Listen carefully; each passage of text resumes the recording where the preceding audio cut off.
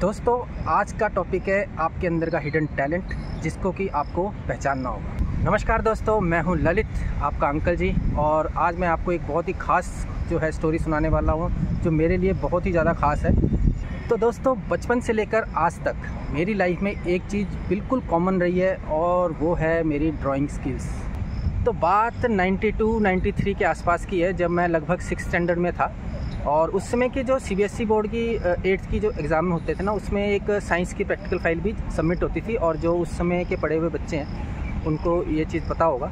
अब ये होता है कि नहीं, अब एग्जैक्टली मुझे नहीं पता, लेकिन उस समय उन पर जो साइंस के प्रोजेक्ट था उसमें डायग्राम्स बनते होते थे। मतलब बेसिकली वो डायग्राम बना के ही सबमिट होती थी। तो उस समय जो हमारे आसपास जो 8th स्टैंडर्ड में उस समय बच्चे पढ़ते थे, तो जब भी वो मतलब ड्राइंग में अटकते थे अपनी प्रैक्टिकल फाइल बनाने के लिए, तो जो मेरे पास आते थे तो मैं उनकी प्रैक्टिकल फाइल में डायग्राम्स बना देता था, और बदले में वो मुझे 15-20 रुपये से कुछ भी जो भी जिसका होता था वो उस तरह से दे देता था।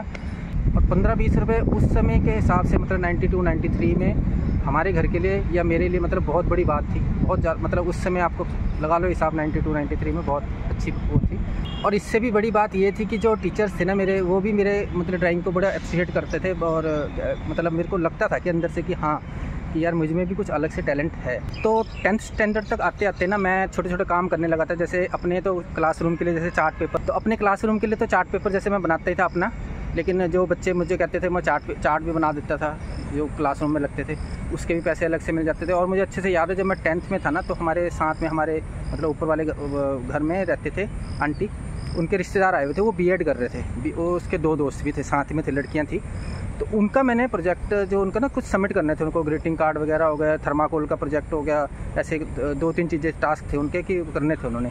तो मैंने उन तीनों के लिए अलग अलग तरह के मतलब 2-2 ग्रीटिंग कार्ड उस समय, और मेरे ख्याल थर्माकोल के सभी के प्रोजेक्ट हो गए और चार्ट्स हो गए, ऐसे करके काफ़ी चीज़ें बनाई थी।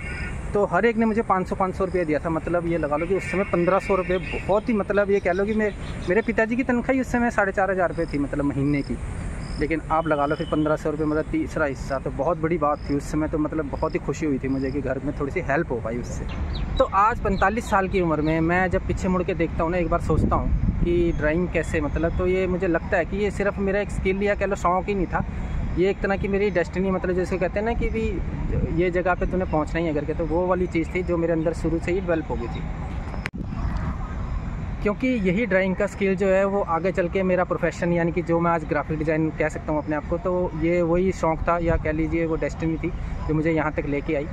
और सिर्फ एक ड्राइंग के स्किल के कारण मैं आज यहाँ पे मतलब अपना करियर सेट कर पाया हूँ। और दोस्तों, मुझे ना पर्सनली ऐसे लगता है कि भी बचपन से ही लेके एक ना एक टैलेंट हर एक को भगवान ने जैसे हर एक को अलग से बनाया है, तो हर एक के अंदर कोई ना कोई एक टैलेंट होता है। शुरू से उसको पहचान कर उस पर काम करने की और उसको आगे ले जाने की ज़रूरत होती है। तो आज के व्लॉग की कहानी यही है। मेरे अंदर का जो टैलेंट था, मेरी ड्राइंग की स्किल जो थी, जिसको कि मैंने अपना प्रोफेशन ही बना लिया बाद में, मतलब करते करते वो प्रोफेशन ही बन गया मेरा।